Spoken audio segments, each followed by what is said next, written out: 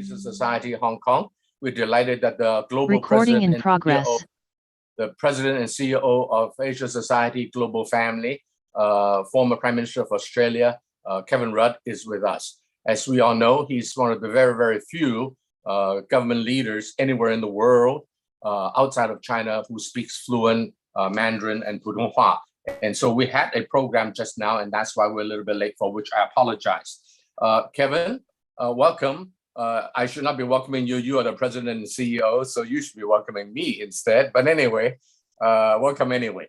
I would turn over to you for perhaps a 10-minute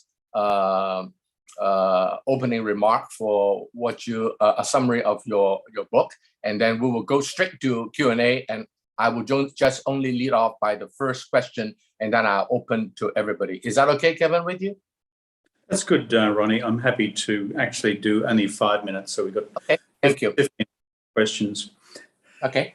Thank you for the invitation again from our friends in the Hong Kong Centre of the Asia Society, and to acknowledge the work which Ronnie has done for so many years with the Centre, and of course Alice as well.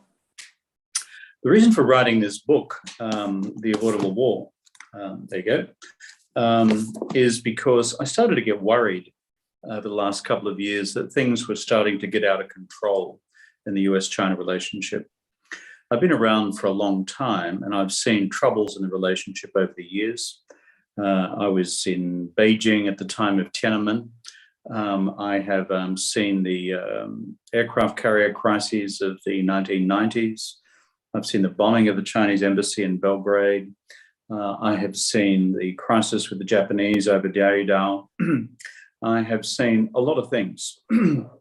But I think the current state of the US-China relationship today, it's a bit like being in a workshop where you walk in and then you see all these cables running across the floor, but the cables no longer have any insulation around them. They're just raw cables. And because all the political and diplomatic, shall we say, capital has been taken away, and we now have got exposed wires, and that's what makes me worried. Second reason for writing the book is that, as I said before, I'm a bit of a student of history. And sometimes wars happen when you think that they could never happen. And World War I is a classic example of that. Nobody wanted to go to war in 1914. Very few people thought it was inevitable. Very few people thought it was probable. A few people thought it was possible. And no one outside of Austria-Hungary had ever heard of Archduke Ferdinand. And then after 1 month of totally failed diplomacy, we ended up in a catastrophic conflict which cost 60 million lives. So thirdly, when I look at the US-China relationship and how difficult it's become, it caused me to write this book, not just to describe how it came about, not just to describe Chinese strategy, and not just to describe the American response to Chinese strategy, but to actually put forward a practical proposal about how we could reduce the risk of armed conflict. And that's what I call managed strategic competition. Right now, that's the nature of the relationship. It's a strategically competitive relationship. So as a simple son of an Australian farmer, I have an attitude to this, which is you can either have unmanaged strategic competition, no guardrails, no rules of the road, and just fasten your seatbelts, 扣好安全带, and just see what happens. Or you can have managed strategic competition, which is a commonly agreed strategic framework between the two countries, which identifies three things: their strategic red lines in detail, the areas of non-lethal strategic competition in the rest of security policy, foreign policy, economic policy, and frankly, ideology. And thirdly, define also the areas of agreed strategic collaboration, like on climate change, global financial management, and global public health in the future as well, where the two national interests require global collaboration. And the final point in the logic that I put forward, Ronnie, is pretty simple, is that the point of a joint strategic framework is not just to have an elegant piece of paper. It has to be operationalized. And for example, when you look at what happened in the period between Nixon and Kissinger going to Beijing in 1972, and when diplomatic relations was established in 1979, there was a lot of work by Henry Kissinger and Zbigniew Brzezinski and their Chinese counterparts to keep this thing on the road. Under the surface, they did all that. And so therefore, I argue that for such a strategic framework to have operational relevance, we'll also need to have a dedicated, small, trusted national security team in Beijing, led by Yang Jiechi and the Central Military Commission, 2 or 3 people. And on the American side, National Security Advisor and probably Secretary of State, Secretary of Defense. And that's it. They become the policemen of this managed strategic competition framework. To conclude, some people may say this is just naive.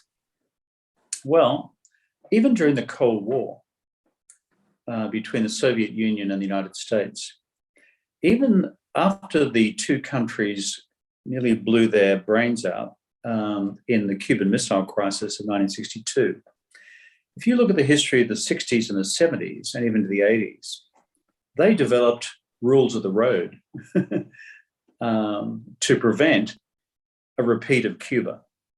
Now, there's a lesson there somewhere for the US-China relationship today. And I would hope we wouldn't have a near-death experience like 62 in order to say, oh, I wonder why we don't have some rules of the road. And remember, Ronnie, that became détente. It became deterrence. And it enabled us to get through all sorts of crises, including the Soviet invasion of Czechoslovakia in 1968, the Polish crisis with the rise of solidarity, as well as the Berlin Wall coming down in 1989, without a military confrontation. Now, that, in my view, says a lot about the sophistication of the teams in Moscow and Washington in that period. It didn't reduce the strategic competition, it just managed it. So that's my argument, Ronnie. Thank you.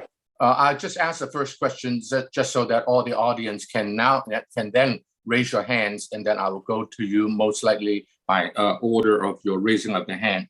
And that is, I understand, Kevin, that in the first 3 chapters of the book, you mentioned about some of the history, the relationship, and what led us to this point.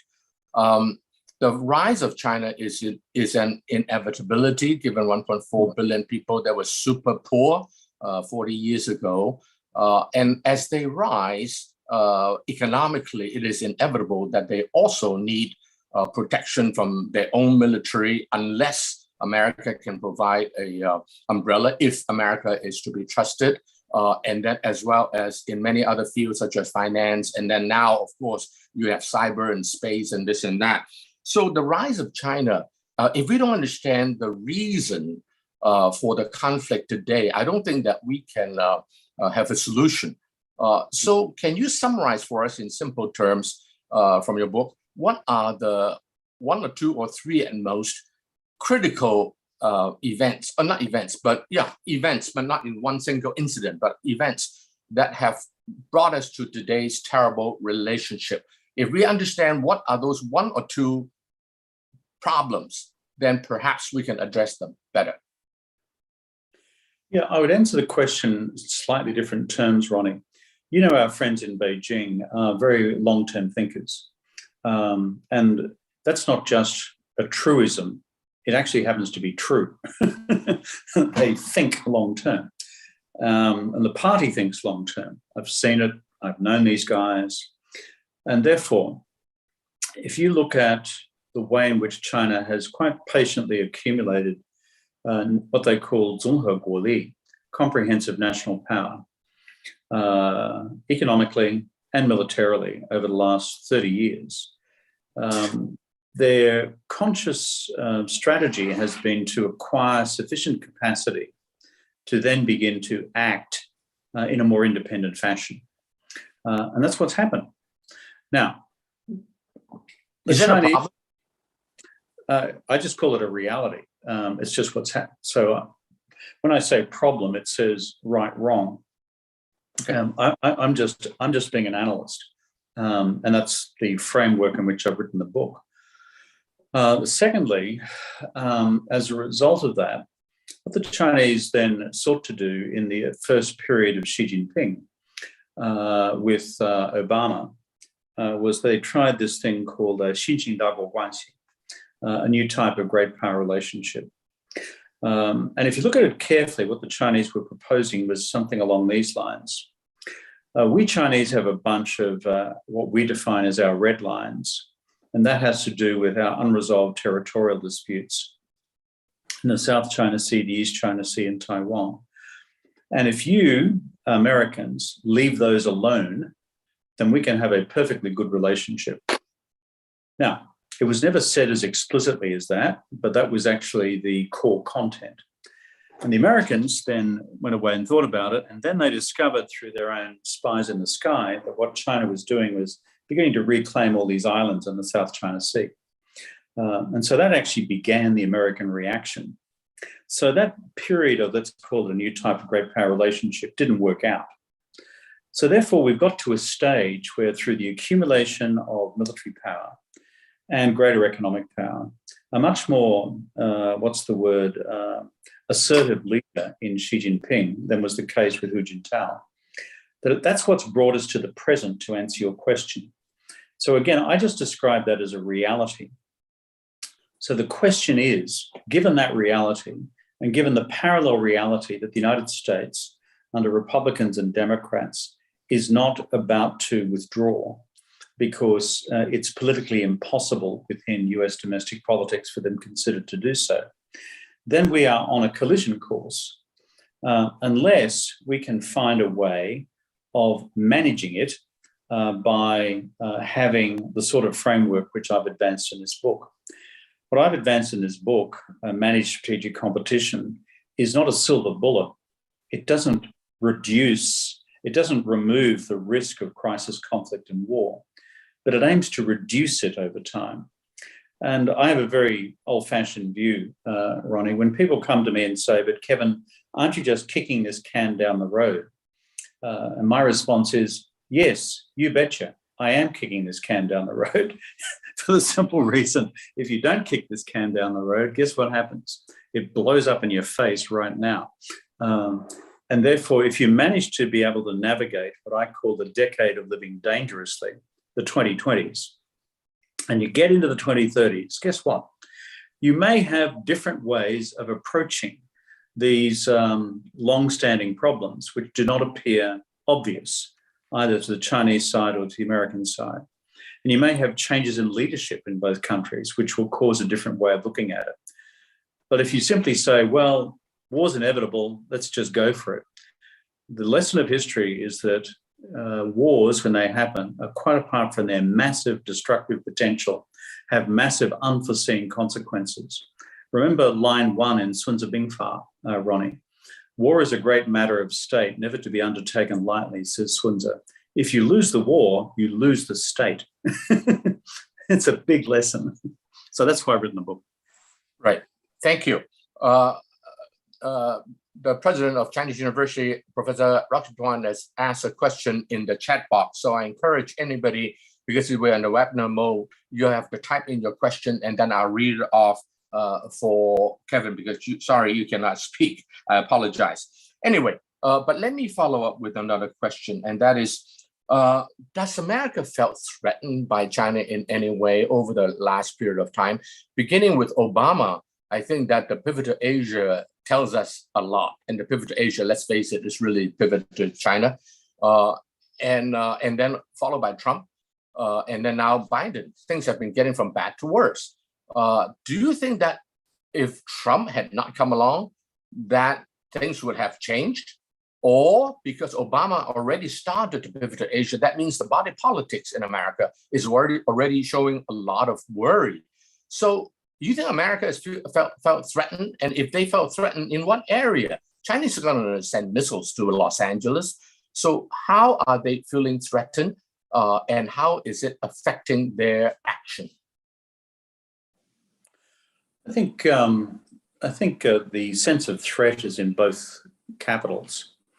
For example, if you read what's called in the Chinese system document number 9 from 2013, which is a speech by Xi Jinping to the Ideology and Propaganda Network, he outlines in this speech a very extensive and clear-cut list of, shall we say, US threats to China, which are primarily ideological, primarily about the impact of Western ideas of political freedom on the future of the Communist Party's hold on power in China.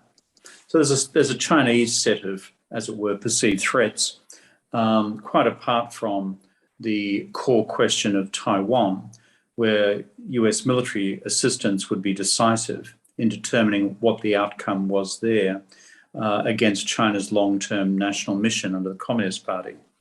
Now, on the other side of the threat spectrum, which is how the United States perceives threats, I think it's along these lines, Ronnie, is that in the military sphere, the United States does not feel threatened within the Western Hemisphere.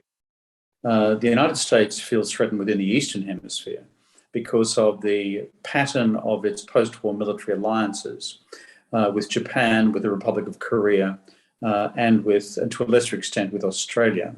And its other treaty alliance partners in Asia are the Philippines and Thailand. And so what they've observed in relation to each of those countries is that the relative military balance between American plus allied military power in East Asia and the West Pacific has now been, quote, threatened by greater Chinese military power. So it's not a threat in the Western Hemisphere. It's not a threat in Los Angeles. It's a change in the strategic circumstances within, to use a term which the Americans don't use, the Eastern Hemisphere. Let's call it our hemisphere. The second is this, and that is as the economic competition gets much sharper between China and the United States as to who has the largest economy in the world, then the United States, and if you look at the public literature from leading American business leaders, there is a perception of threat which arises when you're no longer going to be number one, when your GDP will not be the biggest in the world. Because if your GDP is not the biggest in the world and your financial system in time is not the biggest in the world, then you cease to set the rules for the global financial system. And therefore that becomes a threat. A third area is in the area of technology standards. And in the technology standards question, whether it's 5G or whether it's the rest, what you now see already is American and, if you like, wider Western monopoly over standard setting around the world being challenged by Chinese technology leaders and delegations in standard setting bodies around the world as well. So I think that's the array of perceived threats on the part of the United States. And I'd finish with one point. The really interesting thing, I think, under Xi Jinping, Ronnie, has been this. When Xi Jinping began to say that the Chinese model, 经济发展模式, was now available for emulation in the rest of the world, and that secondly, that China had a different view of the future of the international system to that of the United States, and that Xi Jinping's idea of the community of common destiny for all humankind was in fact an alternative to the so-called American global rules-based order. And that included within that are a different set of Chinese values and a different definition of terms like democracy and different definition of other terms in the international system. Then the United States also believes that that is a threat to the system that they established in 1945. So that's a series of perceptions. What Xi Jinping has done, of course, is that he said, we will now take our view of Chinese values and challenge this assumption that America and Western values are universal. And we'll challenge those not just in China, but now internationally as being appropriate for the world. That too is a change, a difference, and if you like, a threat. That's my attempt to analyze it. Thank you, Kevin. So to summarize your word, it seems that China's worry is really ideological threat from the West, and the U.S. Perceived threat from Asia is more pragmatic, such as military in the East, such as economic science and finance, such as tech standard and that kind of stuff. So really, it is a reaction to the rise of China, which is causing this, which I suppose go back to Graham Allison's book on the Thucydides trap. Here's a question from Dieter Tarowski, who is a big-time supporter of the Asia Society Hong Kong Center. Dieter, thank you very much. The question is this: what should the rules of the road be for intellectual property and cyber warfare? Oh gosh, cyber warfare. What should be the rule of the road, Kevin? I'm glad this one's been raised. Thank you, Dieter, for the question, because it's one of the reasons I've written this book, because I know my own work at Harvard in the United States, where I began working on this book quite a number of years ago, in partnership with Graham Allison, actually, though he wrote a book called Destined for War, and mine's The Response, which is the Avoidable War. But we're actually very good friends. But you see, through my work at Harvard, I got to meet a whole bunch of guys who are working on this question. How could you arrive at a cybersecurity protocol between the US and China? Now, a lot of work was put in by second track diplomacy in the period 2014, 15, 16, in the second Obama term on whether you could reach an agreement on this. Now, it never was properly agreed, or if it was agreed, it was not shall we say, operationalized. Here's the key question then, based on the point that's been made. I think one of the real dangerous red lines is this: if either side began a cyber attack, not just in terms of cyber espionage, that's stealing stuff, either state secrets or commercial secrets, that's a separate domain. But if you launch a cyber attack with the objective or the effect of taking out core elements of the economic infrastructure of the other side, then that becomes a real red line. So in my judgment, an appropriate red line in this domain would be, under no circumstances will it be tolerable for either side to target the economic infrastructure of the other side, because that is so fundamentally destabilizing. Related to that, in space, the Chinese, for example, have been testing anti-satellite warfare now for quite some time. If there was an attack on a satellite, either Chinese satellite or American satellite, which had the effect of partially blinding the intelligence services of both countries, that is hugely destabilizing, because if you suddenly cannot see what's going on, as you know, Ronnie, we think the worst, particularly if the other mob have taken out your eyes in the sky. So the bottom line is, therefore, there should be an equal red line about preserving the integrity of the satellite systems of each country. You want to say something about intellectual property, which is part of Dieter's question? Sorry, I didn't get around to answering that. IP, as you know, is massively vexatious. And I don't categorize IP as part of any of my strategic red lines. IP is the second category of what I describe as no holds barred strategic competition. The economy, trade, investment, technology, talent, and ideology, if you like. And I say in the book, may the best team win. Now, on the question of IP, as you know, there's criticisms and attacks in both directions, particularly in terms of the accusation that China has used both state means and corporate means to steal IP from the United States and other Western countries and elsewhere.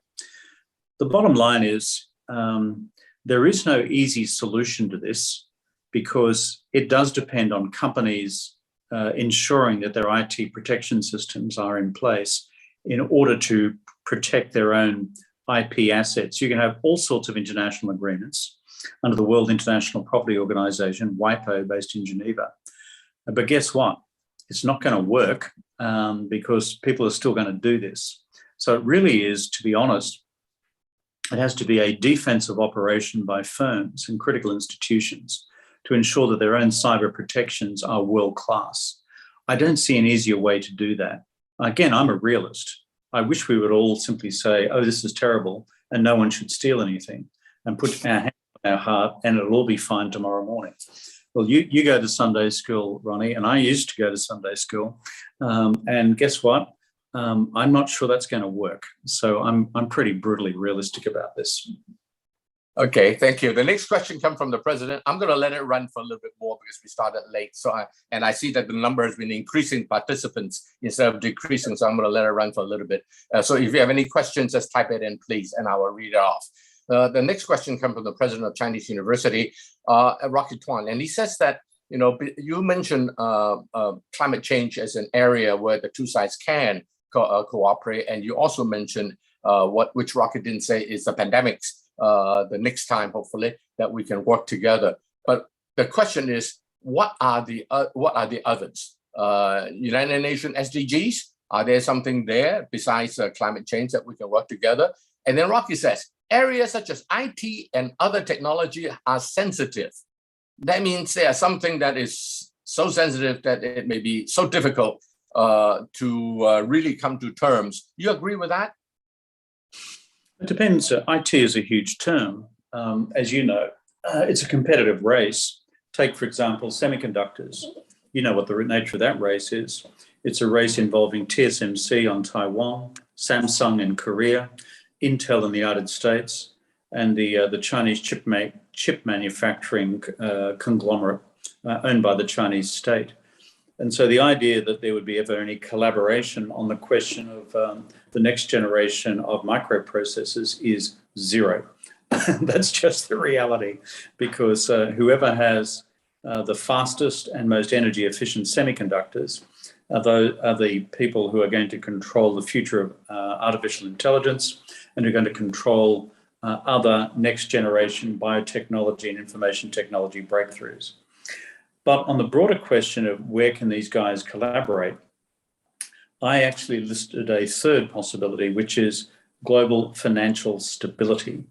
And this, as a co-founder of the G20, this is me, at summit level back in 2009 off the back of the global financial crisis, let me tell you, the fact that we've established all that machinery in 2009, the G20, the Financial Stability Board, enhancing the Basel Committee, all the stress test resilience arrangements for leading financial institutions that have come out over the last decade as a result of that. That machinery has been so critical for maintaining global financial stability. And within that, the heightened role of the International Monetary Fund, despite the crises induced by the pandemic, and the fact that the current commodity price shock is producing a whole series of sovereign risk default possibilities, countries like Sri Lanka, for example. Look, you and I are old enough, Ronnie, to know what happens when you've got a sovereign debt default. The ricochet within the financial system is awful. And so we've put together in the last 10 years some pretty good international machinery on this. And I have an old-fashioned view. Whatever is happening in terms of geopolitics, whatever is happening in cyber and space, on the core question of global financial stability, when you've got the number one and the number two economy in the world at geopolitical loggerheads, it's quite critical to maintain for everybody global financial stability. And if you like, that is harder than collaboration on the next pandemic. And it's probably harder, a lot harder than collaboration on climate. But those are three big ones for the future. Thank you, Kevin. Because I'll let it run for another few more minutes. Since I don't see another question on the chat box, let me ask the next one following up on your global financial stability issue. The Russian-Ukraine war, it's really troubling in that if the United States can freeze another country's national asset at will, who's going to trust assets in US dollar and in the hands of US that you can get to? And then the SWIFT, That's a nuclear option, I thought, in finance, and yet the United States is forcing SWIFT to do that now, and so it seems to me that financial stability is is gone. Where can you have stability when if not just China? I would imagine that many countries would want to move their reserve and assets and what have you, national own, out of the US dollar zone, out of the US control, and indeed out of the SWIFT, at least partially, at least build a parallel system or use a parallel system.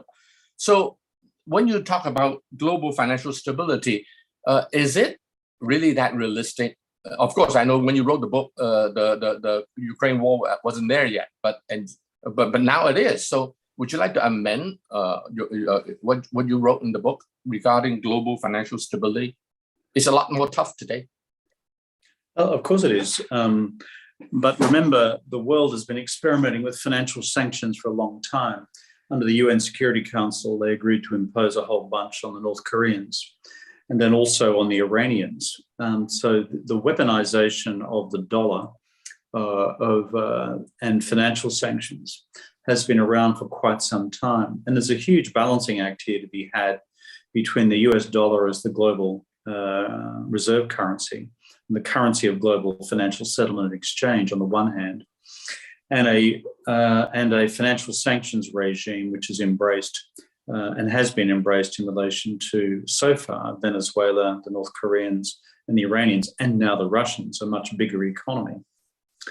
The second point I'd make is that when you've got a wanton violation of international law, which happened with the Russian invasion of Ukraine, a sovereign state, member of the United Nations organization, fully recognized by both Russia and China, that a military invasion ensues. What happens is you've got two sets of measures you can adopt in the international community, or three. One, you can go and directly assist militarily. Two, you can provide indirect military assistance, which is what's happening as well now in terms of the number of countries supplying the Ukrainians with military kit and equipment, by the way, in a manner which is entirely compatible with international law, because a state, if it's invaded, can request the assistance of other states under international law. And then thirdly, you've got this whole range of, let's call it, financial and economic sanctions.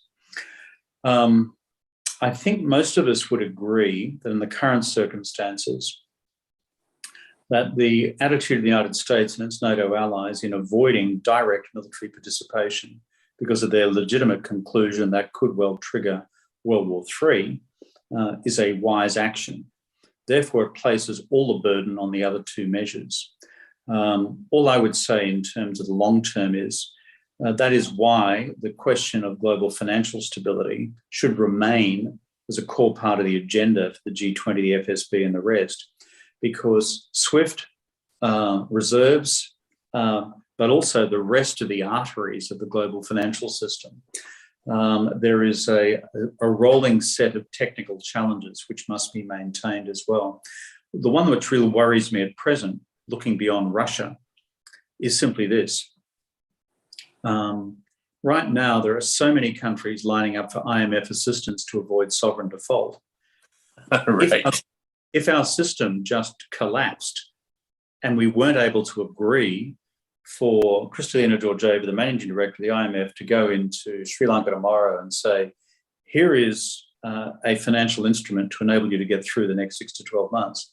Let me tell you, the ricochet effect would be much bigger than the problems we're now talking about with Russia on SWIFT and Russia on foreign reserves. So I'm about preserving the rest of the infrastructure and not allowing geopolitics to destroy the infrastructure that has been there and still working, notwithstanding the problems that you've legitimately addressed in terms of SWIFT and reserves. And I had better go soon. I've got to join another Zoom in a minute, Ronnie. Okay, we have one last question. Please feel free not to answer. Is that okay, Kevin? It's from Beverly Sun. What are your thoughts on the zero COVID-19 policy in China, its impact on the economy and possible outcome? You care to say a word about that, Kevin, before we close?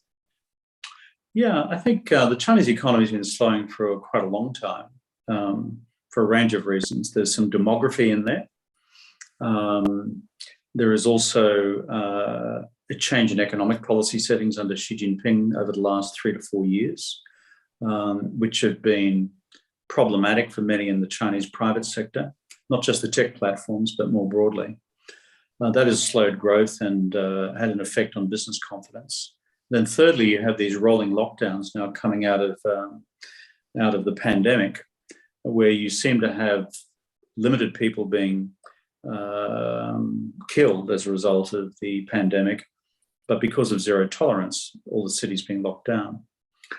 I would expect the net consequences of all that will be you're going to end up with a Chinese growth rate in the year 2022 minus stimulus of something almost zero, frankly.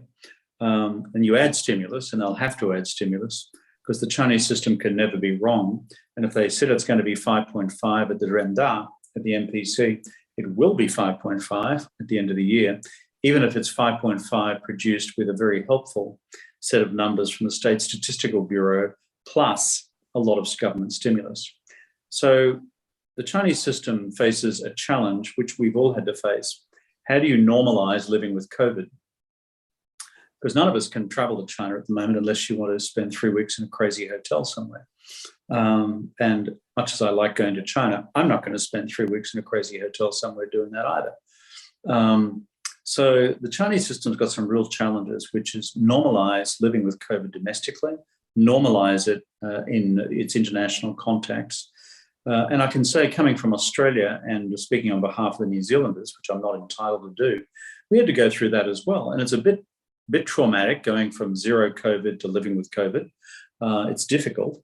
But when you've got much less lethal variants of the virus, it's not Delta, but it's Omicron and Omicron plus, then I think it's doable. And having said that, I better zip. Thank you. Thank you very much, Kevin. Thank you on behalf of everybody. This is off the record, so please respect that. From where I sit, I hear thunderous applause. I assume that it is for you. Take it anyway. It is for you, Kevin. That's for you, Ryan. Thank you. Thank you. All the best. Thank you. Bye. All the best, everybody.